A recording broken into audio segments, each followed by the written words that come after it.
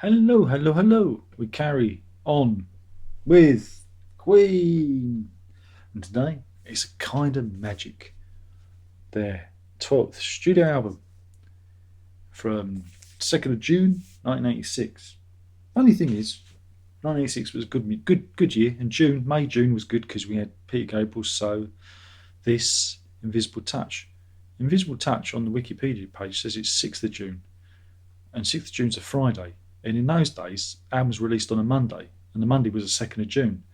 Does that mean A Kind of Magic and Invisible Touch were released at the same time, or was the actual Invisible Touch released on the 9th of June, the week after this? Or was it the same day? This is the problem with dates on Wikipedia, release dates. I just want to put it out there. Remember, in the UK, everything was released on a Monday up until a few years back. Then they moved it to Fridays as well. Don't like it. Monday's the best day for music. It was the way the charts were put together, I believe. So I just thought I'd mention that. A Kind of Magic. It's a funny one. It's the soundtrack album. It isn't a soundtrack album.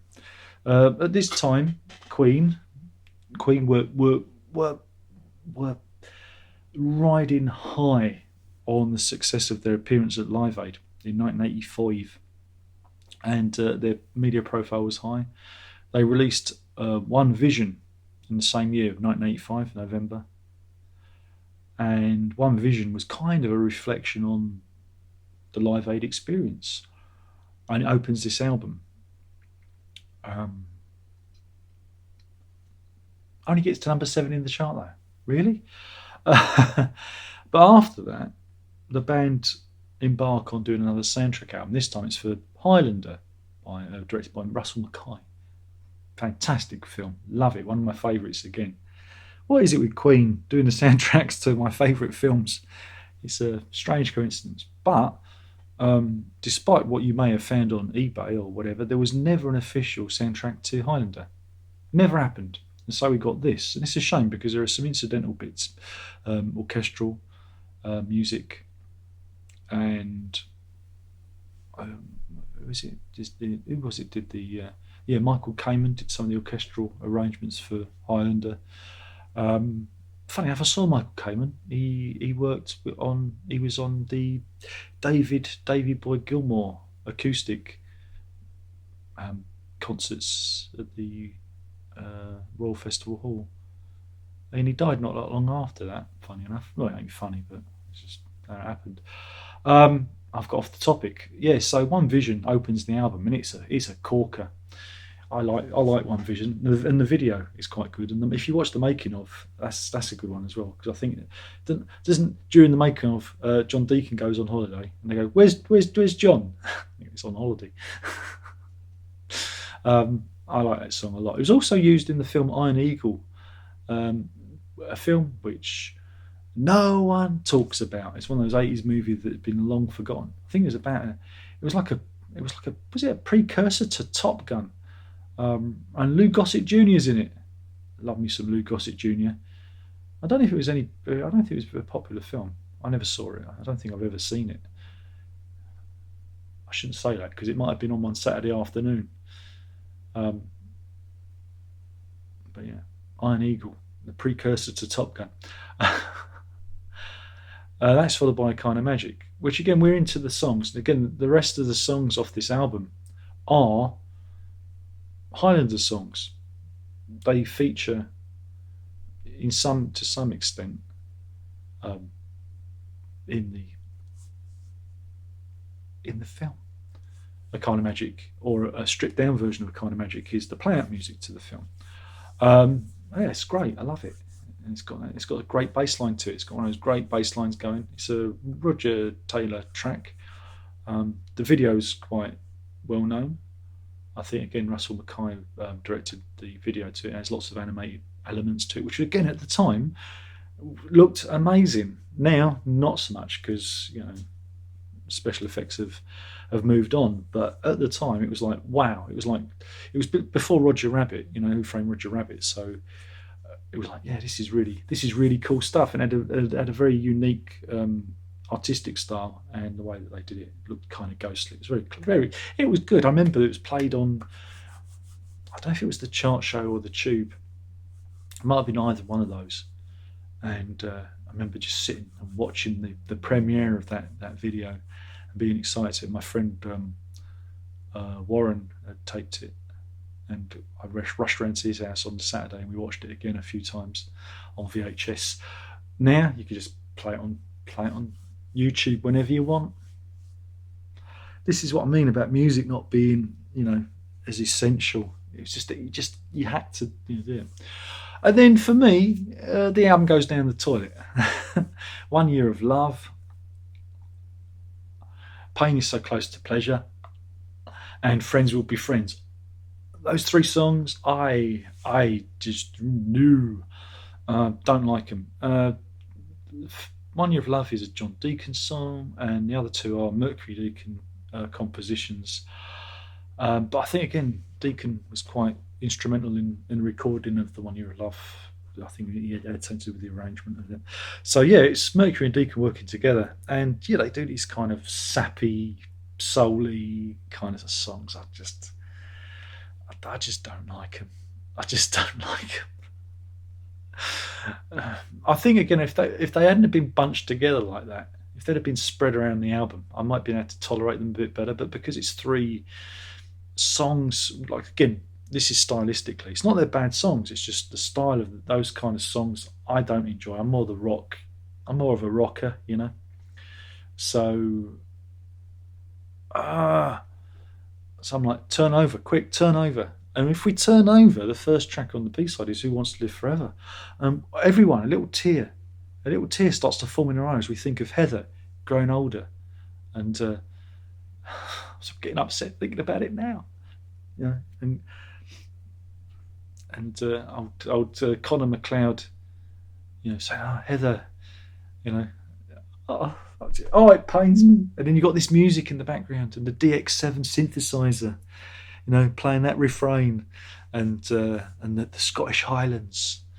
And I watched that, and I think of the film, I get upset, and that's one to be played at your funeral, I believe. It's a great song, and it's a lovely ballad and duet as well. I think it's one of their best songs, actually. It's up there, it's just a really good, that anyone can enjoy. I think it's just such a good song. And this is followed by Give Me the Price, and it's another Brian May song, because Who Wants to Live Forever is a Brian May song. And this time he rocks and he rolls, and I like it. Just give me the prize. And there's clips from the movie, so it's a bit Flash Gordon in that respect. I like it. I like it a lot. Side 2 is much better. I like side 2. It's very strong. Don't Lose Your Head, which is used in a little bit in the car chase. It's not really a chase, but there's a car sequence in the film where Kurgan is knocking people over. He goes Grand Theft Auto on them, as I say when we watch it with the kids. And it's a great song. And Joan Armatrading. I think someone's trying to break down the door. I think people who like those three tracks on the A side are trying to get to me. Joan Armatrading turns up and does some spoken bits for that. It's good.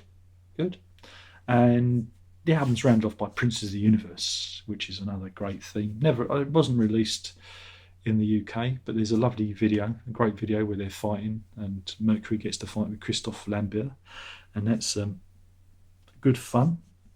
I remember there was a TV vote, and it won on some sort of telethon thing. Which video do you want to see? And again, it's a memory of the 80s when music was essential and it was good to be a fan. But yeah, it's a real shame that Highlander, the soundtrack, doesn't exist, because there's the version of New York, New York that was never been put out, and there's alternate versions of the songs, that could have made it, and without the and also without the incidental music, there's some bits missing. And it's funny because on the film poster at the time, I do remember saying it's saying that Highlander soundtrack will be released on EMI records and tapes. I was very excited by that, and then it never came out, and then we got this, and this was like, okay, Okay. Now, as an album, I mean, again, those songs I don't like aren't bad songs. I just don't like stylistically. I don't enjoy them, you know. And I think they're very similar, and so them all together, you just kind of hit a down point in the record. For me, it could be different for you. You might really love those songs, and that's great. That is great. But for a record, I think it is a bit lopsided, and it doesn't work as a soundtrack because these aren't the soundtrack mixes from the because the a kind of magic mix is very different.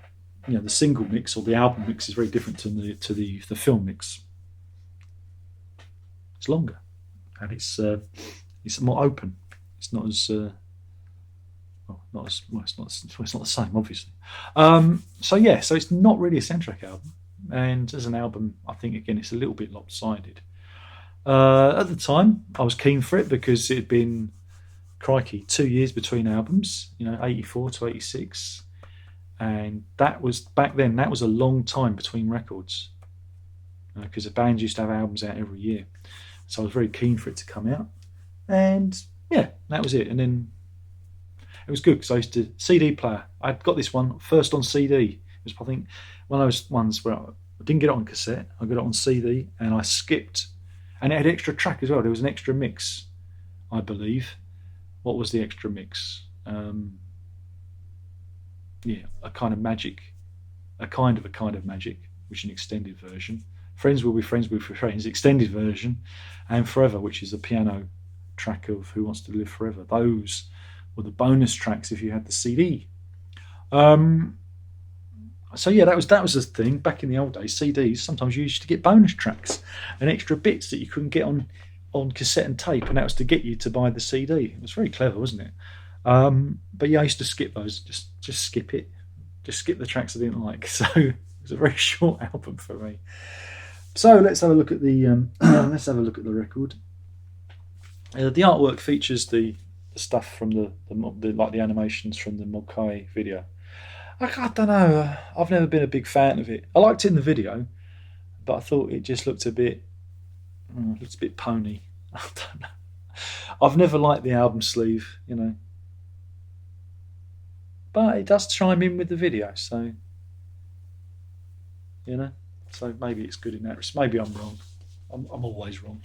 And here's the inner, more artwork from the video. Look, and he looks a bit like the guy from Aladdin. They did it first, didn't they? And we have the inner bag. There we go. And I quite like the artwork in itself. I just don't like it used as an album sleeve. And it is orange. And the problem with this one is there's a slight wobble on it, and it makes me stylus slip. So I have to put my other stylus on. My microlinear stylus doesn't like it. It jumps. It's not an actual scratch or anything. It's just where there's like a wobble on the outside of the record. The wobble. It kind of does a little. It's not quite a warp. It's not a warp. It's just like a little. It's not a warp. It's not warped. It's just there's this little wobble, and it causes my microlinear stylus to jump. So I put my other stylus on, and it's fine. So I have to remember to do that, and it's the same with the B side as well. So yeah, it just needs a little bit heavier tracking force. I think the tracking force is a little bit too light. I don't know why it does it. It's the only record it does it to. So there you go. Oh, I've got to do the thumb now. There we go.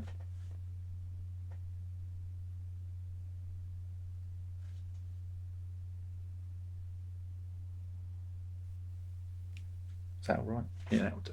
Anyway, thank you for watching. Hope you've enjoyed it. If you haven't, there's not a lot I can do. We are doing. What are we doing? What's the next one? Does anyone know what the next one is? The Miracle. That's up next. And that's a whopping 3 years. 3 years down the line. So it was even more of a long wait. And that'll be the next one up. Thank you for watching. There's only one more thing left to say, and that is ta-da!